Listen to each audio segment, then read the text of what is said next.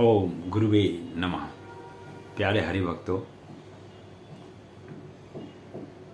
आप लोगों के सम्मुख वीडियो के माध्यम से आने में जो मन में एक प्रसन्नता और हर्ष होता है, उसे देखकर ऐसे मन गदगद हो जाता है कि दिल करता है कि प्रत्येक व्यक्ति से जाकर मिला जाए, पर वो तो संभव है ही नहीं। कोई बम्बई से, कोई मद्रास से, कोई बंगाल से, कोई उत्तर प्रदेश से, कोई उत्तरांचल से, कोई सिक्किम से, कई किस्म के लोग फोन के माध्यम से अपना व्हाट्सएप भेजकर अपने विषय में जानने में बड़ी इच्छुकता रखते हैं और होनी भी चाहिए। हर व्यक्ति यही चाहता है जीवन में आके कि वह आगे किस प्रकार बढ़े। बहुत ही सुंदर विषय है ये।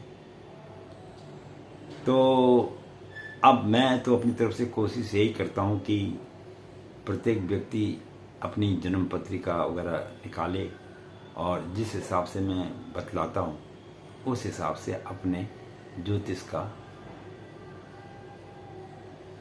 फलस्वरूप फल को प्राप्त करें। और क्या क्या जीवन में कठिनाइयाँ उसके आने वाली हैं, उन तमाम चीज़ों के बारे में मैं जानकारी देता रहता हूँ और जितना मेरे से संभव हो सकता है, कोई पूछता है तो मैं बतला भी देता हूँ। अब हो सकता है कि किसी आदमी को सटीक बात बताने में, संपूर्ण रूप से उसके विषय में बताने में कई बार व्यक्ति बुरा भी मान सकता है, लेकिन मैंने पहले भी कहा और अब भी कह रहा हूँ कि आदमी जो भी इस पृथ्वी पर आया है वो अपने पूर्व जन्म के भाग्य को लेकर आता है और उसी के आधार पर उसका जन्म होता है, उसी के आधार पर वो जीवन का सारा कार्य करता है। आप की कोई ऐसी हिम्मत नहीं होती कि जो आप प्रभु की कृपा के अलावा कोई कार्य कर सके, इतनी ताकत नहीं है। इसीलिए हमारे भृगु महाराज जी ने और शुक्राचार्य महाराज जी ने ज्योतिष का निर्माण किया था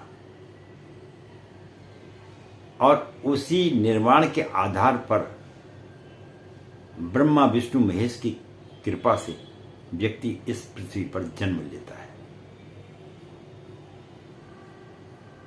यानी जीवन जो आता है वो भी प्रभु की कृपा से आता है और जब जाता है तो वो भी प्रभु की कृपा से आता है। आप सब बोलेंगे ये बात तो सबको ही पता है, पर ऐसा नहीं है।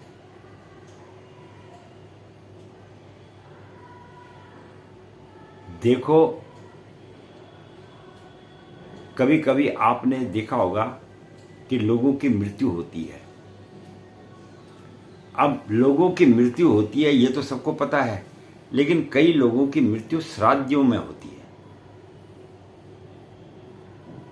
अब देखो, इसके पीछे भी एक बड़ा महत्वपूर्ण कारण है कि उस व्यक्ति की जिसकी मृत्यु श्राद्ध के कारण, श्राद्ध के दिनों में होती है,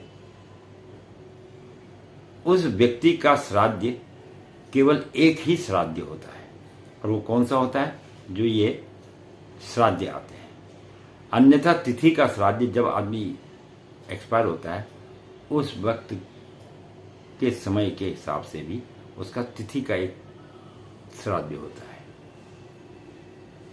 और अगर श्राद्धों में कोई आदमी की मृत्यु हो जाए तो फिर उसका जीवन में एक ही श्राद्ध होता है। हर श्राद्धों में ही श्राद्ध उसी तिथि को होता है। ऐसा शास्त्रों में विधान है। और अब आप पूछेंगे जी ऐसा कहाँ लिखा है, ये भी हम बताएं आपको। मैंने बोला था ना कि मैं हर तथ्य को ऐसे ही ऊपर से नहीं बोलता हूं। आप सिंधु निर्णय नाम की पुस्तक आती है जिसमें हमारे शास्त्र संबंधी समस्त ज्ञान लिखा हुआ है कि कौन सा कार्य किस प्रकार करना चाहिए। तो उसके लिए एक पुस्तक आती है सिंधु निर्णय, जिसमें तमाम बड़े विद्वानों ने मिलजुल कर उस पुस्तक की रचना की है कि विवाह कब होना चाहिए, विवाह में कैसा होना चाहिए, पंचक क्या है, इन तमाम विषयों के विषय में अगर जानकारी प्राप्त करनी तो सिंधु निर्णय नामक एक पुस्तक आती है, उसको आप पढ़ें, अध्ययन करें, तो आपको उसके विषय में भी ज्ञान प्राप्त हो जाएगा। तो कहने का मेरा तात्पर्य है कि हर व्यक्ति अपना भाग्य लेके ही इस पृथ्वी पर जन्म लेता है, ये बिल्कुल सत्य बात है।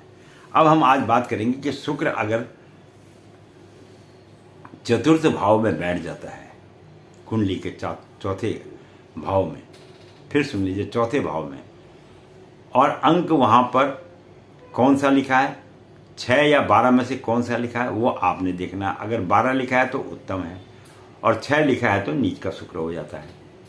इस बात का हमेशा मस्तिष्क में स्मरण करना, क्योंकि शुक्र 12वें अंक में अगर लिखा हुआ बैठा हुआ मिलेगा तो व्यक्तियों को ऊंचाई पर पहुंचा देता है, और अगर वहीं पर अंक 6 लिखा है तो व्यक्ति को धरातल पर मिला देता है। ये केवल शुक्र के अकेले बैठने का प्रभाव मैं आपको बता रहा हूं। अन्य ग्रह साथ में बैठेंगे तो उसके प्रभाव में फिर विचार में फर्क आ जाता है। इस बात का हमेशा आप स्मरण करके रखिएगा। देखिए, आप गलत हो सकते हैं, ज्योतिष गलत नहीं हो सकता है। मैंने आपको पहले भी बोला है कि ज्योतिष एक सूत्रों के आधार पर बनाया गया ग्रंथ है। इसे आप सृष्टि का महान ग्रंथ मानिए। इससे बड़ी विद्या इस पृथ्वी पर कोई विद्या नहीं है ज्योतिष से बड़ी, बशर्ते कि उसको जानकार आदमी, योग्य आदमी होना चाहिए। वो सब कुछ आपके बारे में कुंडली देख के सब कुछ बता देगा, अगर असली ज्योतिषाचार्य है तो। ये सकल मेरे से लोग बाहर बंबई, कलकत्ता, मद्रास से लोग पूछते हैं, मैं उसका बैठे बैठे यहाँ से बता देता हूँ कि तुम्हारा इस प्रकार का शरीर होना चाहिए और इस प्रकार के आपके काम काज होने चाहिए, अगर आपकी जन्मपत्री ठीक है तो। अब जन्मपत्री ठीक ना हो, समय ठीक नहीं हो, तो उसमें पंडित बेचारा क्या करेगा।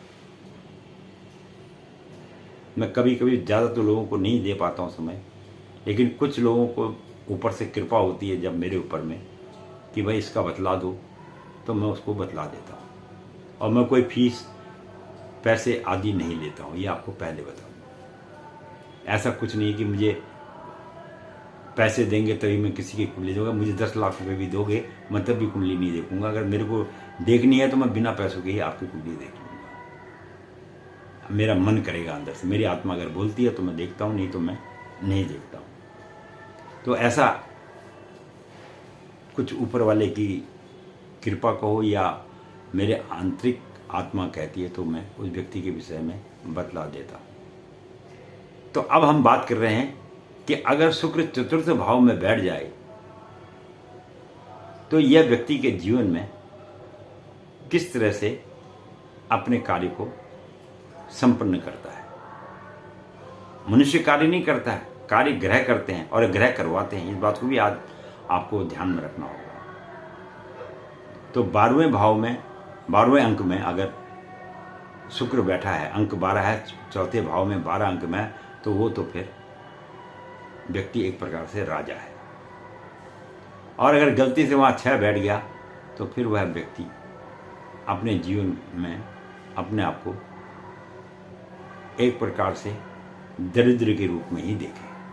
वो कितना ही कमा ले, उसको वो आनंद नहीं आएगा जीवन का जो कि उसको आनंद आना चाहिए, चाहे वो अरबपति खरबपति क्यों ना हो। क्योंकि शुक्र ही एक ऐसा ग्रह है जो आदमी को हाथी घोड़े तक दिला सकता है, और शुक्र ही एक ऐसा ग्रह है जो आदमी को नीचे धरातल पर भी मिला सकता है। तो ये अब हम बात करें चतुर्थ भाव के शुक्र की। मैंने आपको ये बोला था कि कभी भी मेरी वीडियो थोड़ी बहुत, वैसे तो मैं कोशिश ये करता कि 5 या 7 मिनट के बनाऊं, पर बात को समझाने के लिए व्यक्ति को, इसलिए मैंने सारे ग्रहों को एक साथ ना लेके एक एक पार्ट में ले रहा हूं, ताकि व्यक्ति के समझ में संपूर्ण आ जाए और अपनी जन्मपत्री निकाले और देखे कि उसका वास्तव में क्या शुक्र चतुर्थ भाव में बैठा है या कहीं अन्य बैठा है। अन्य बैठा है तो उसकी फिर अलग वीडियो आएगी और 3 वीडियो आ चुकी हैं, चौथी में ये बना रहा हूँ। तो चौथे भाव में बैठा हुआ शुक्र भूमि, मकान, वाहन तथा माता से सुख की प्राप्ति कराता है। पहला सिद्धांत तो इसका ही है। भूमि का सुख कराएगा आपको, मकान का सुख कराएगा आपको, वाहन का सुख भी देगा आपको, और माता से भी आपको सुख की प्राप्ति होगी। कई बार बाप कुछ देना नहीं चाहता है, लेकिन माँ चुपचाप बेटे को दे देती है, तो वो ऐसे ही व्यक्तियों को मिलता है जिनके चतुर्थ भाव में शुक्र महाराज विराजमान हो। वो माता से भी बेनिफिट उठा लेते हैं, बेनिफिट मतलब लाभ उठा लेते हैं। और आप जो है दूसरों की सहायता और मदद भी करते हैं, दूसरों की मदद और सहायता करने में भी आपका मन करता है, ये भी एक है। और उसमें उस कार्य को करने के लिए आप हमेशा तत्पर रहते हैं। आप हमेशा अपना ये योगदान देंगे कि यार चलो मुझे इस आदमी की मदद करनी चाहिए, ऐसे भी आपके मन में विचार उत्पन्न हो जाते हैं। लेकिन इस बात को याद रखना, जिसका चतुर्थ भाव में शुक्र होगा, ऐसे व्यक्ति की अगर घर में स्त्री आती है तो उसकी अपने सास माता से तो बहुत प्यार करता है, लेकिन जो उसकी बहू आएगी उसकी सास के साथ तालमेल कम बैठेगा। लड़ाई झगड़ा होगा तो मैं नहीं कहूँगा, खैर कहना भी नहीं चाहिए, लेकिन उनका आपस में तालमेल ना के बराबर रहेगा, तालमेल नहीं बैठता है। किसका? जिसका चतुर्थ भाव में शुक्र विराजमान हो, ये भी ज्योतिष शास्त्र कहता है। और चौथे भाव का शुक्र धनी तो बनाता है आदमी को, पैसा वाला भी बना देता है। और ऐसा भी हो सकता है कभी कभी धन के लालच में, लोभ में उसकी दूसरे व्यक्ति के साथ वाद विवाद भी हो जाते हैं। पैसा चीज ही ऐसा वाद विवाद करवा देता है। और चौथे हाउस का शुक्र कभी कभी जो है जीवन में व्यक्ति के एक से अधिक विवाह का कारण भी बन जाता है। जिन व्यक्तियों के चतुर्थ भाव में शुक्र होता है, ऐसे व्यक्ति, अब आज तो रोक लग गई है सरकार की तरफ से, नहीं तो ऐसे व्यक्ति अगर हों तो वो ऐसे व्यक्ति 2 विवाह करते हैं। ये भी ज्योतिष शास्त्र कहता है, 2 विवाहों का योग बनाता है। अब इस बात को तो वही आदमी जान सकता है जिसके चतुर्थ भाव में शुक्र महाराज विराजमान है। ये आप अपने कुंडली में देख सकते हैं, किसी प्रकार से भी हो संबंध बन जाएंगे। और आप जिसके चतुर्थ भाव में शुक्र महाराज विराजमान होते हैं, ऐसे व्यक्ति अपने नौकर चाकरों को बहुत खुश रखते हैं, उनको तकलीफ नहीं होने देते, वो जो मांगते हैं उन्हें दे देते हैं। ऐसे भी, क्योंकि बड़े बड़े सेठ हैं, ऐसे भी हैं जो अपने एम्प्लॉय को बहुत कुछ दे देते हैं। तो ऐसे जो धनाढ़ सेठ होते हैं, ये अपने काम करने वाले कर्मचारी आदि को खुश रखते हैं, और उनकी जितनी उनसे सहायता बन सकती है, ऐसी सहायता करने का भी प्रयास वो जीवन में करते रहते हैं। और वो लोग उनका सम्मान भी करते हैं। चतुर्थ भाव के में बैठा हुआ शुक्र अगर है तो ऐसे व्यक्ति का जीवन में अपने नौकरों चाकरों द्वारा भी सम्मान होता है। कहते हैं ना, यार फलाना मालिक बहुत अच्छा था, या फलाना हमारा अफसर अच्छा था, तो वो उन्हीं लोगों को ये शाबाशी और अच्छाई मिलती है जिनके चतुर्थ भाव में शुक्र महाराज विराजमान होते हैं। और माता से तो उसको सारी जिंदगी में कभी परेशानियों का सामना करना ही नहीं पड़ता। माता तो हमेशा उसके दिल का टुकड़ा रहती है, इतना उसको अपने माँ से प्रेम होता है। मैं पिता से नहीं कह रहा हूं, माता से कह रहा हूं।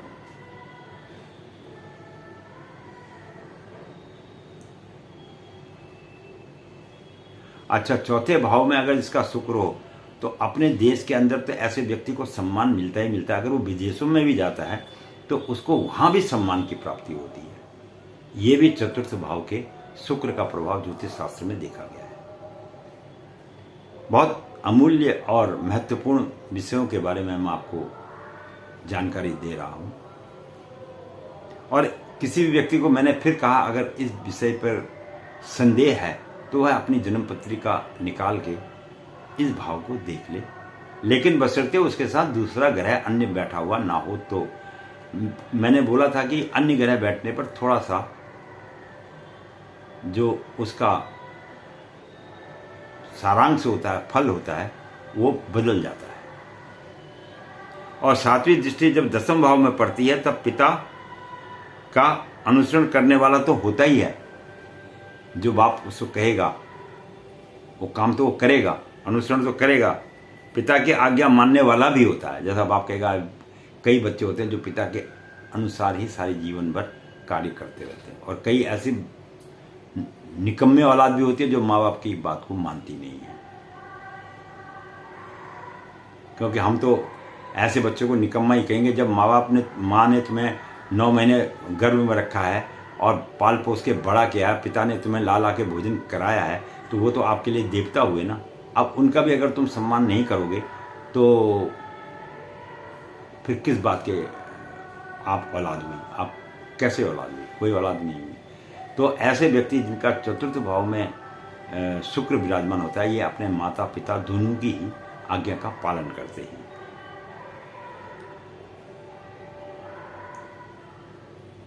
और यहाँ पर अगर शुक्र बैठ जाए चतुर्थ भाव में तो ये व्यक्ति को जो है एक महान नेता भी बना देता है, एक महान कलाकार भी बना देता है, और अत्यधिक संपत्ति वाला भी बना देता है।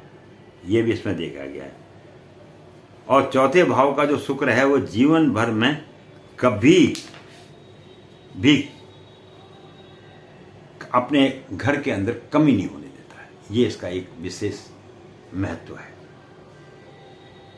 अगर शुक्र नीच का हो जाए, अब पहले मैंने आपको बताया ना, छठा अगर हो जाए, मतलब छठा अंक अगर वहां पर आ जाए, नीच का हो जाए, तो जीवन में अस्थिरता बनी रहती है, फिर स्थिरता नहीं आती है जीवन पर। फिर वो सारे कार्य तो करता है लेकिन जीवन में अस्थिर रहता है, वो स्थिर नहीं रहता।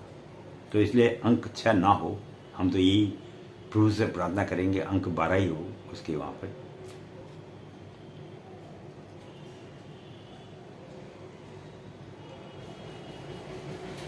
अब फिर तो अगर ऐसा नीच का हो जाएगा, फिर तो माता के जीवन में भी, पत्नी के जीवन में भी जो है कष्ट को उत्पन्न कर देता है। अगर नीच का हो जाए तो शुक्र, फिर माता को कष्ट मिलता है।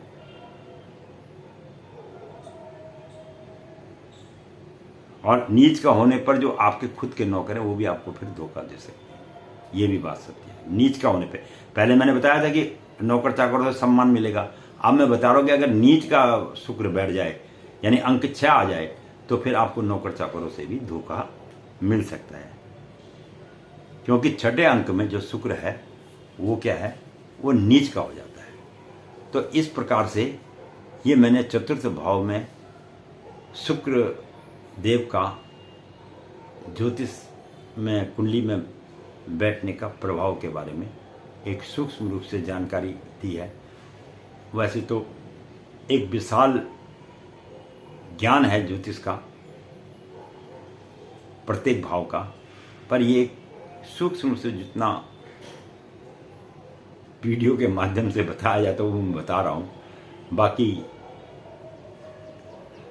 बस जब आपका मन करे सवेरे उठ के सबसे पहले अपने प्रभु का स्मरण करो, अपने पितरों का स्मरण करो, और जो है उसी में ही आप लोगों का कल्याण होगा। और मेरा आशीर्वाद भी आप लोगों के साथ हमेशा बना रहेगा कि भगवान आपको ऊंचाई से ऊंचाई के जीवन में पहुंचाए, अपने जीवन का संपूर्ण लक्ष्य को प्राप्त करें।